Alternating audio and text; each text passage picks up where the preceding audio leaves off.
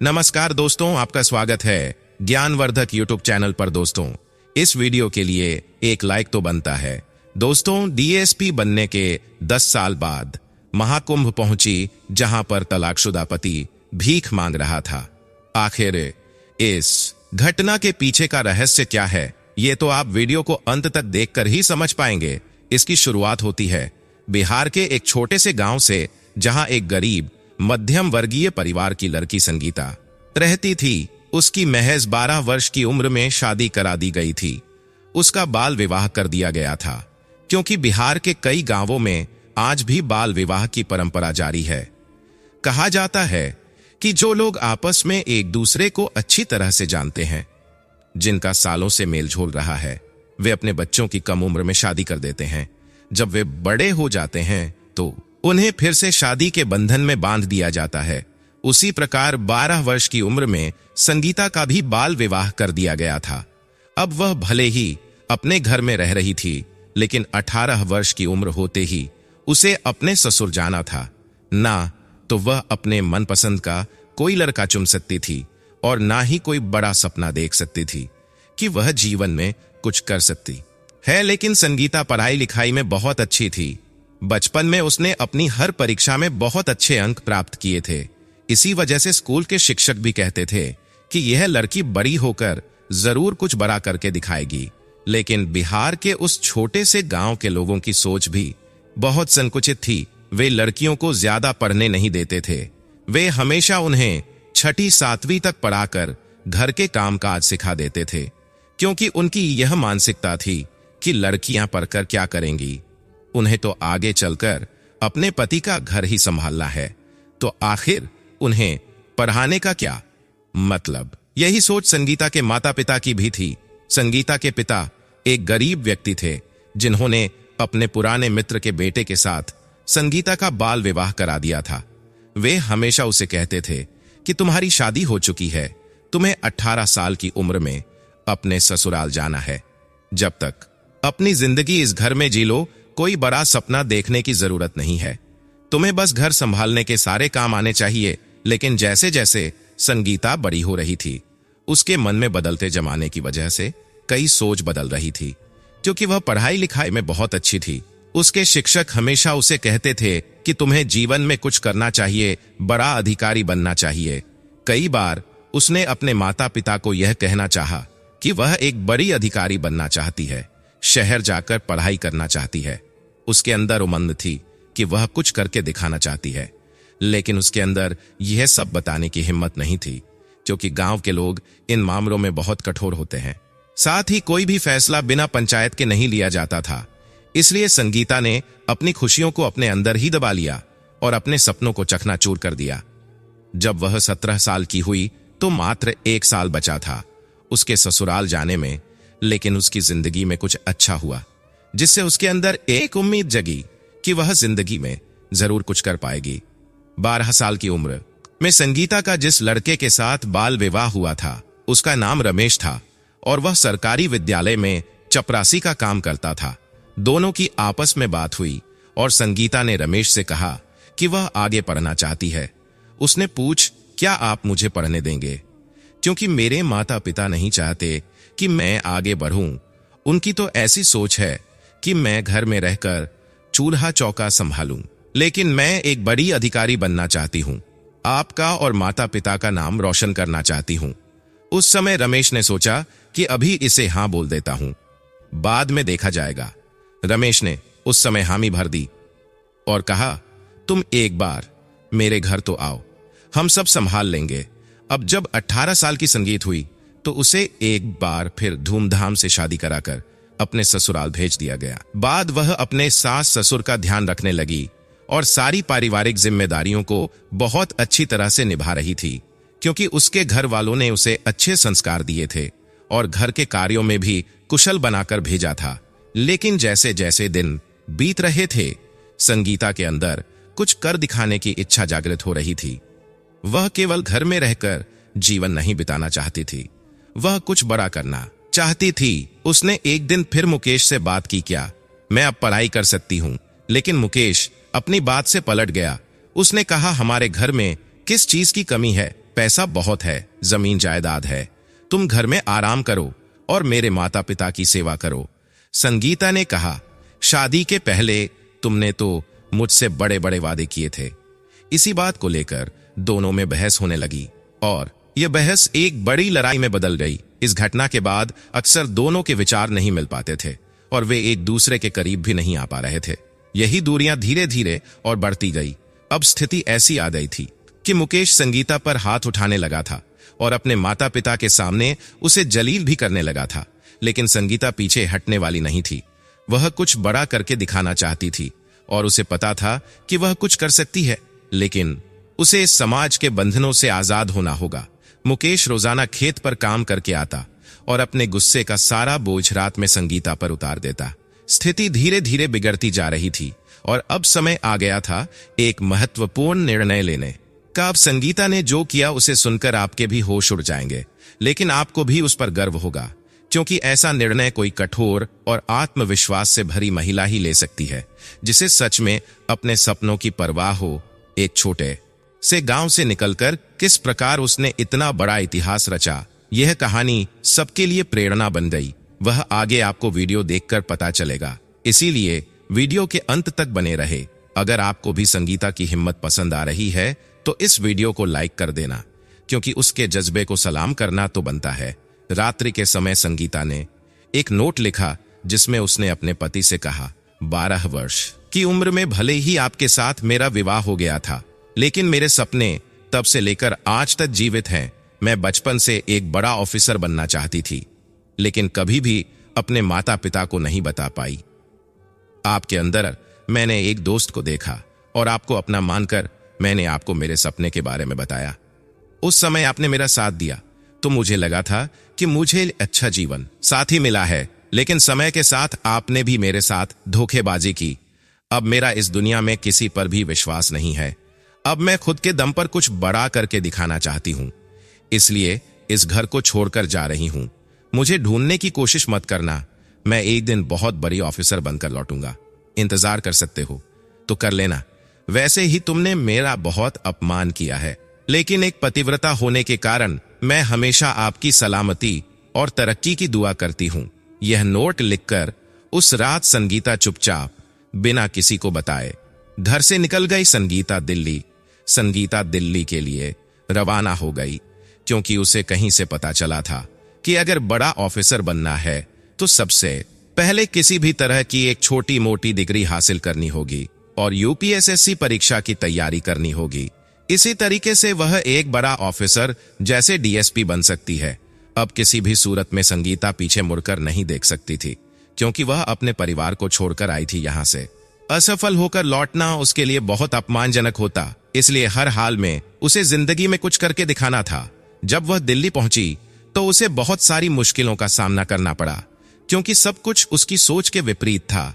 उसे लगा था कि वह वहां जाकर सब कुछ संभाल लेगी, लेकिन वहां कई विद्यार्थी कई सालों से यूपीएसएससी की तैयारी कर रहे थे। सबसे पहले उसने बीए करने के लिए प्राइवेट फॉर्म भरा और एक कॉलेज से बीए करने लगी।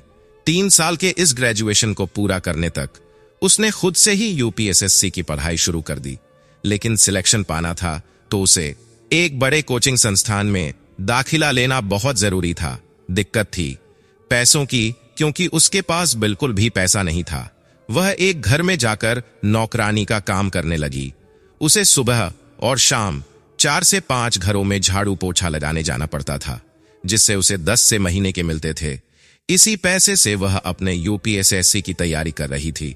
उसने एक कोचिंग संस्थान में दाखिला लिया। सुबह और रात के समय वह काम में व्यस्त रहती थी, इसलिए पूरे दिन वह मन लगाकर पढ़ाई करती थी। उसे विश्वास था कि उसके सब्र का फल उसे जरूर मिलेगा। अब उसके पास बीए की डिग्री थी, लेकिन यूपीएसएससी की परीक्षा उसके लिए बहुत कठिन साबित होने वाली थी, क्योंकि वह एक छोटे से गांव के मध्यम वर्गीय परिवार की लड़की थी। अच्छी तरह शिक्षित किया, रात दिन एक करके खून पसीना बहाकर उसने मेहनत की। कई दिनों तक वह ठीक से सो नहीं पाई, कई दिनों तक उसने कुछ खाया भी नहीं। उसके अंदर यूपीएसएससी को लेकर एक अदम्य लगन थी। फिर भी पहले साल उसका चयन नहीं हो पाया। यह देखकर संगीता बहुत उदास हो गई। उसके मन में आने लगे, उसे लग रहा था कि अब वह आखिर क्या करेगी।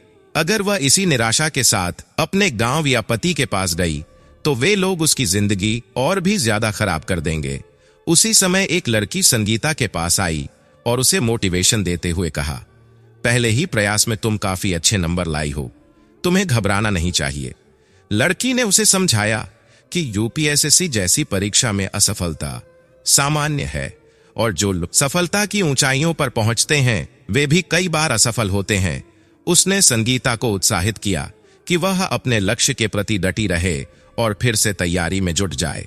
अगर तुम अगले साल फिर मन लगाकर कोशिश करोगी तो हो सकता है तुम यूपीएसएससी पास कर लो। मैं तो पिछले 4 साल से तैयारी कर रही हूं, फिर भी तुम्हारे लेवल तक नहीं पहुंची। जब तुम 1 साल में इतना अच्छा कर सकती हो तो अगले साल तुम जरूर क्लियर कर लोगी। उसके यह शब्द सुनकर संगीता को हिम्मत मिली। उसके अंदर फिर से एक चिंगारी उठी और उसने सोचा कि अब घर जाकर कोई मतलब नहीं है। अब समय है उस वादे को पूरा करने का जो उसने अपने पति से किया था कि वह एक डीएसपी ऑफिसर बनकर ही घर लौटेगी। संगीता ने फिर एक बार हिम्मत जुटाई, लोगों के घरों में जाकर सुबह शाम काम किया और दिन में अपनी यूपीएसएससी की तैयारी के लिए जीजन लगा दी। रात दिन एक करके उसने पढ़ाई की और अगले साल फिर एक बार यूपीएसएससी का पेपर दिया। कहते हैं ना, किस्मत चाहे हमें कितना भी रुला ले, लेकिन हमारी सच्ची लगन और हौसलों के सामने बदकिस्मत भी सौभाग्य में बदल जाती है। और यही हुआ संगीता के साथ। इस बार की यूपीएसएससी परीक्षा में उसने पूरे देश में बहुत अच्छी रैंक हासिल की। उसी रैंक के आधार पर उसे डीएसपी का पद सौंपा गया, जो उसके लिए एक बहुत बड़ा सपना था। इस पद को मिलने के बाद उसे गाड़ी दी गई, सरकारी आवास मिला और उसके पास पावर थी। अब वह और भी ज्यादा हिम्मत वाली हो चुकी थी क्योंकि उसका बचपन का सपना पूरा हो चुका था। अब समय था अपने जीवन को नई दिशा देने का और उन सभी को दिखाने का कि अगर इरादे मजबूत हो तो कोई भी लक्ष्य हासिल किया जा सकता है। उस वादे को निभाने का जो उसने अपने पति से किया था। जब संगीता अपने ससुराल पहुंची तो वहां के दरवाजे पर ताला लगा हुआ था। उसने आसपास के लोगों से पूछा कि रमेश और उनका परिवार कहां गया है। कुछ लोगों ने बताया कि वे अचानक घर खाली करके कहीं चले गए हैं। उनके जीवन में कोई बड़ी मुसीबत आई थी, लेकिन असलियत किसी को नहीं पता चली। जिसके बाद संगीता अपने गांव गई, जहां गांव की पहली महिला डीएसपी अधिकारी का सबने बड़े आदर और गर्व के साथ स्वागत और सम्मान किया। गांव वालों की छोटी आया क्योंकि उन्होंने देखा कि जिस गांव में लड़कियों को 6ठी 7वीं के आगे पढ़ने नहीं दिया जाता था, उसी गांव की एक बेटी ने इतना बड़ा पद हासिल कर लिया। यह पूरे गांव, उसके माता पिता और विशेष रूप से संगीता के लिए गौरव का विषय था। उसके माता पिता को भी अपनी पुरानी सोच और गलतियों पर गहरा पछतावा हुआ। उन्होंने अपनी बेटी के भीतर छिपे उनकी पूरी सोच बस शादी तक ही सीमित रही, लेकिन आज शादी का सवाल पीछे रह गया था। अब सवाल यह उठ रहा था कि डीएसपी मैडम के पति रमेश कहां थे, क्योंकि उनके घर पर ताला लगा हुआ था। यह रहस्य आने वाले समय में खुलने वाला था। इस बीच प्रयागराज में 14 जनवरी 2025 से महाकुंभ का आयोजन शुरू होने वाला था। लाखों श्रद्धालु संगम में स्नान की डुबकी लगाने के लिए पहुंच रहे थे। ऐसा अनुमान लगाया जा रहा था कि तकरीबन 10 करोड़ लोग प्रयागराज पहुंच सकते हैं।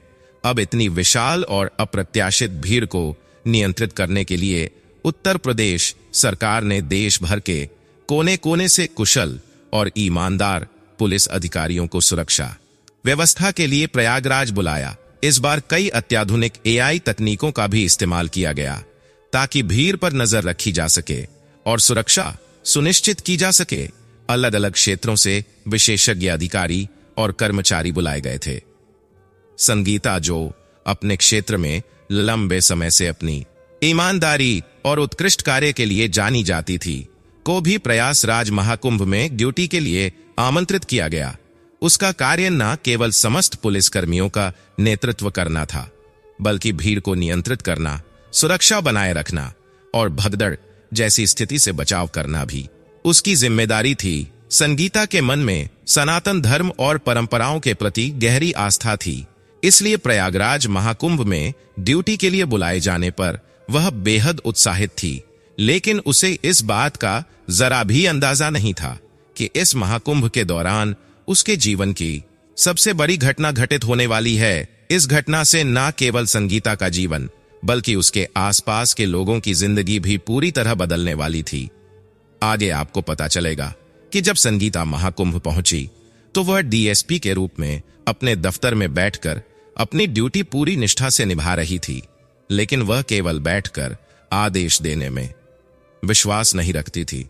अपनी जिम्मेदारी को और समझने और देखने के लिए उसने एक पुलिस टुकड़ी को अपने साथ लिया और कुंभ मेले का दौरा करने निकल पड़ी। संगीता खुद यह देखना चाहती थी कि लोग व्यवस्थाओं को तोड़ तो नहीं रहे, दंगा नदी को प्रदूषित तो नहीं कर रहे, या कोई असामाजिक तत्व मेले में अशांति फैलाने की कोशिश तो नहीं कर रहा। वह हर चीज अपनी आंखों से देखना चाहती थी।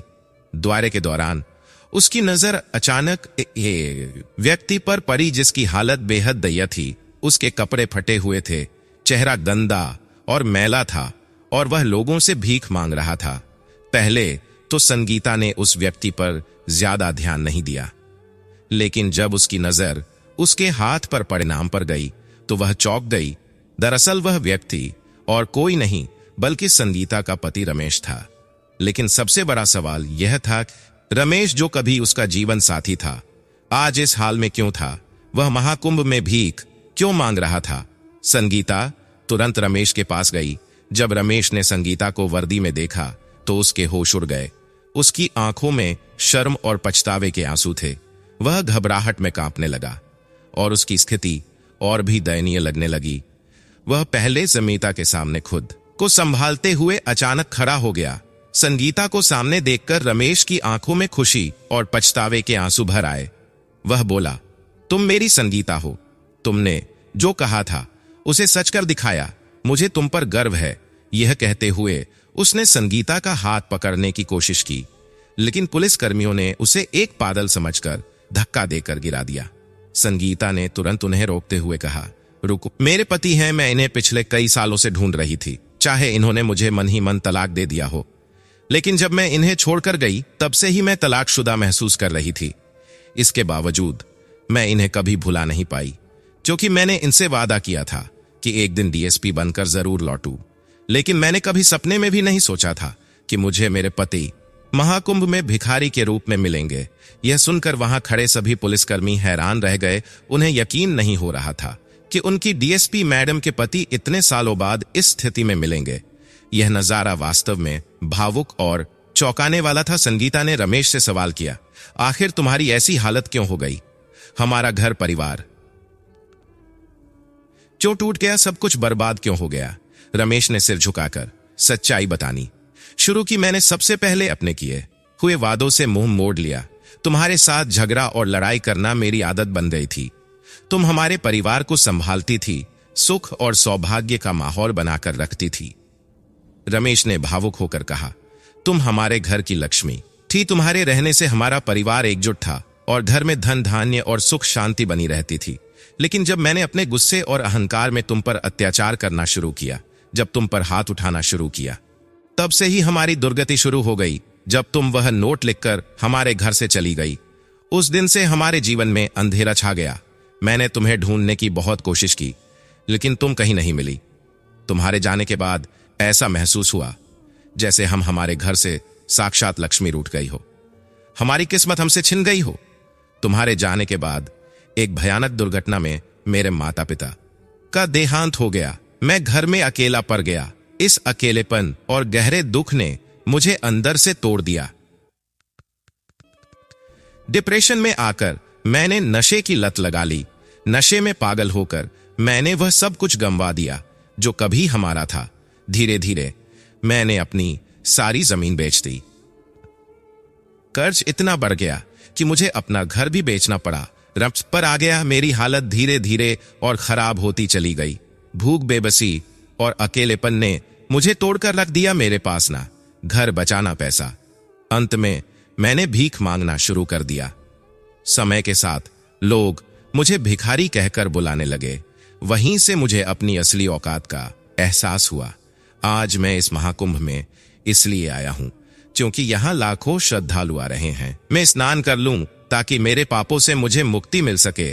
मैंने जो तुम्हारे साथ किया उसका पश्चाताप कर सकूं, लेकिन यहाँ भी मैं सिर्फ भीख मांग रहा हूं।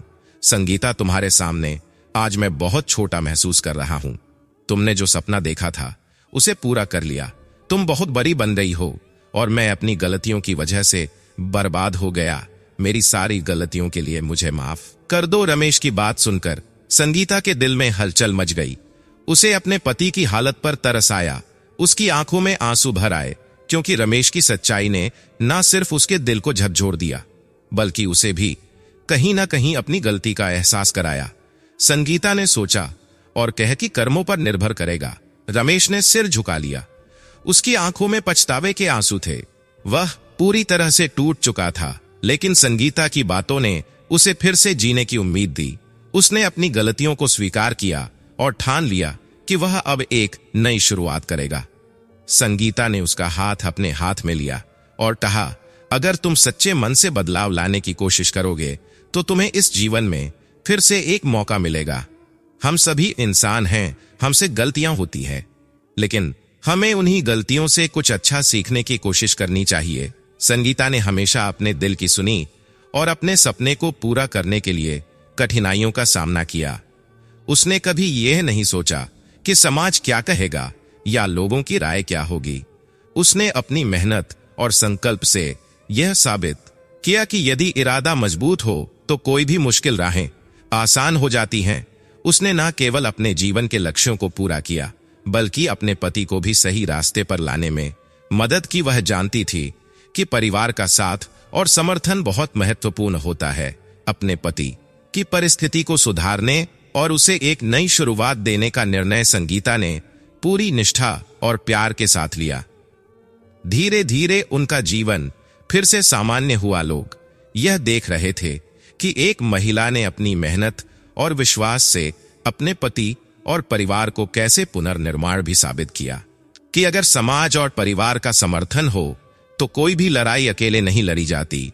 हम सभी को अपने सपनों की ओर बढ़ने और किसी भी स्थिति में अपने कर्तव्यों को निभाने की प्रेरणा लेनी चाहिए। चाहे वह लड़का हो या लड़की, हमें अपनी उड़ान भरते रहना चाहिए। दोस्तों, यह वीडियो एक अत्यधिक संदेशपूर्ण कहानी पर आधारित था। इस कहानी से हमें यह महत्वपूर्ण शिक्षा मिलती है कि हमें जीवन में कभी हार नहीं माननी चाहिए और किसी भी चुनौती का सामना करने के लिए हमें अपनी मेहनत और इरादों को मजबूत रखना चाहिए। साथ ही यह कहानी रिश्तों और परिवार के महत्व को भी उजागर करती है और हमें यह सिखाती है कि सही दिशा में सोचकर हम अपने जीवन को बेहतर बना सकते हैं। हमारा उद्देश्य ना तो किसी को दुखी करना है, ना ही किसी की भावनाओं को आहत करना। हमारा उद्देश्य सिर्फ आपको जागरूक और सतर्क बनाना है ताकि आप इन प्रेरणादायक कहानियों से कुछ सीख सकें और समाज में सकारात्मक बदलाव का हिस्सा बन सकें। दोस्तों, यह कहानी कोई साधारण कहानी नहीं है। यह एक वास्तविक घटना पर आधारित है और हमने केवल नाम और स्थान बदलकर इसे प्रस्तुत किया है। अगर आपको यह वीडियो पसंद आया हो तो कृपया इसे लाइक करें और कमेंट बॉक्स में जय श्री राम लिखें। साथ ही हमारे और प्रेरणादायक कहानियों से जुड़ी रह सकें। आप सभी दर्शकों को बहुत बहुत धन्यवाद। जहां भी रहे सुरक्षित रहे और सचेत रहे। अपना कीमती समय देने के लिए फिर से धन्यवाद।